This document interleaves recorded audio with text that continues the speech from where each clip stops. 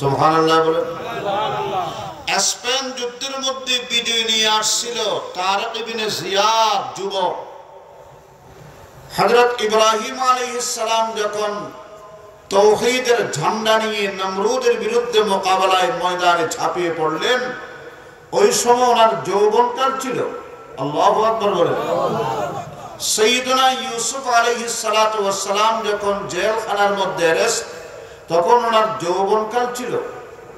হযরত দাউদ আলাইহিস সালাম যখন জালেম বাদশা জালুত তাকে হত্যা করলেন, তখন হযরত দাউদ আলাইহিস সালাম যুবক ছিলেন। এইভাবে সিরিয়া বিজয়কারী হযরতে আবু উবাইদ ইবনুল জাররাহ, ইরাক বিজয়দানকারী খালিদ বিন ওয়ালিদ, ইরান যেটা 900 বছর পর্যন্ত সহিহ আহলে সুন্নাত ওয়াল জামাতের ধারায় পরিচালিত একটি রাষ্ট্র, হযরতে সাদ বিন আবি ওয়াক্কাস রাদিয়াল্লাহু আনহুর নেতৃত্বে বিজয়ী হয়েছে। সুবহানাল্লাহ সুবহানাল্লাহ। হযরতে আমর ইবনুল আস রাদিয়াল্লাহু আনহুর নেতৃত্বে মিশর বিজয় হয়েছে। এই সবগুলো পিরিয়ডে তারা ছিলেন যুবক। কথাগুলো মনোযোগ দিয়ে শুনতেছেন? এই যুবকের দলের কথা আল্লাহ পাক বলেন, ইন্নাহুম ফিতয়াতুন আমানু বিরাব্বিহিম ওয়াজিদনাহুম হুদা। তারা এমন যুবক যারা তাদের রবের উপর ঈমান এনেছে। সুবহানাল্লাহ বলেন। আমি তাদের ভিতরে ঈমানকে মজবুতির সাথে বসায়া দিয়েছি। ওয়াজিদনাহুম হুদা, এবং তাদের দিলের মধ্যে হেদায়েত দিন দিন বৃদ্ধি পাচ্ছে। হেদায়েতের নূর তাদের কলবকে মুনাওয়ার করতেছে।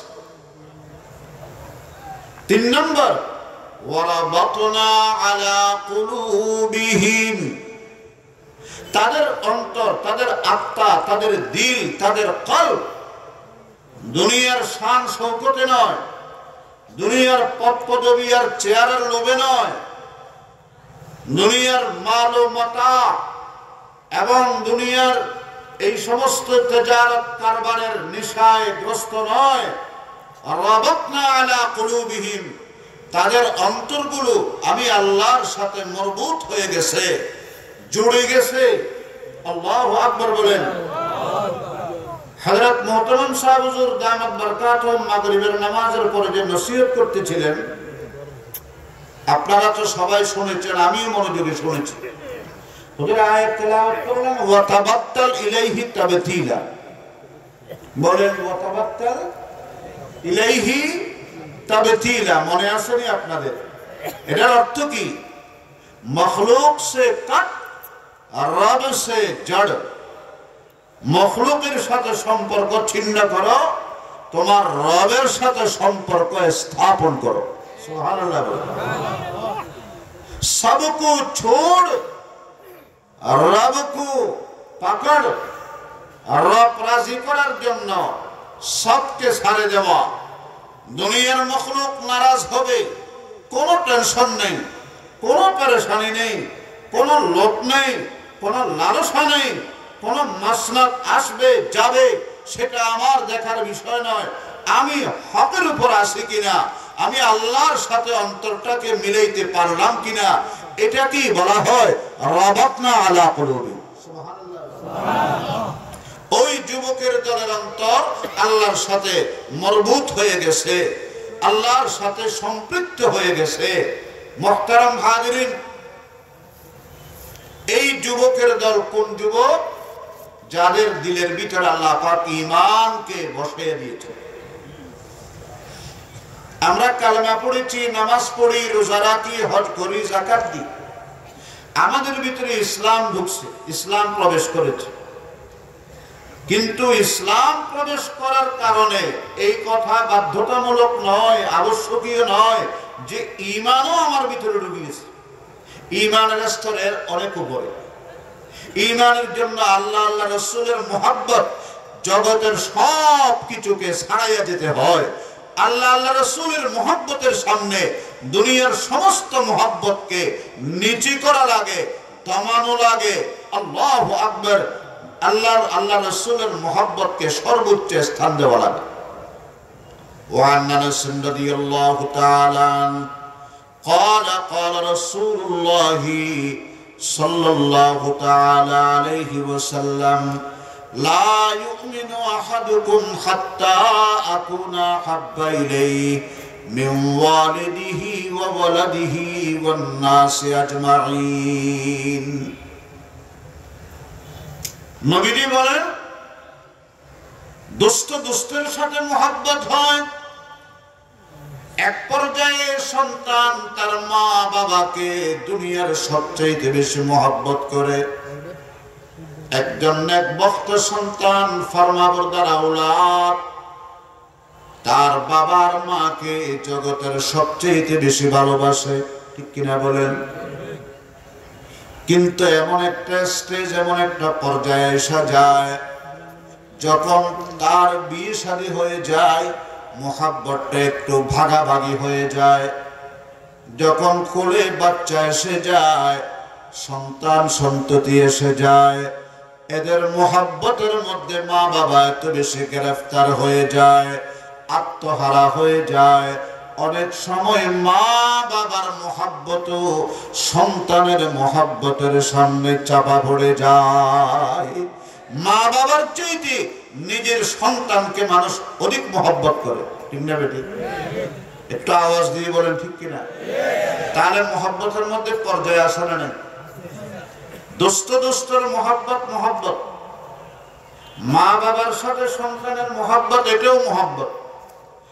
বিবির সাথে স্বামীর, এটাও মুহাব্বত। নিজের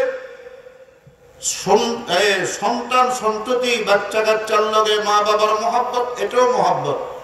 আর আল্লাহ রাসূল বলেন, আমার মুহাব্বত এই সব মুহাব্বতের সমান হলে চলবে না, এর চাইতে অনেক অনেক আগে বাড়া লাগবে, অনেক ঊর্ধ্বে থাকা লাগবে।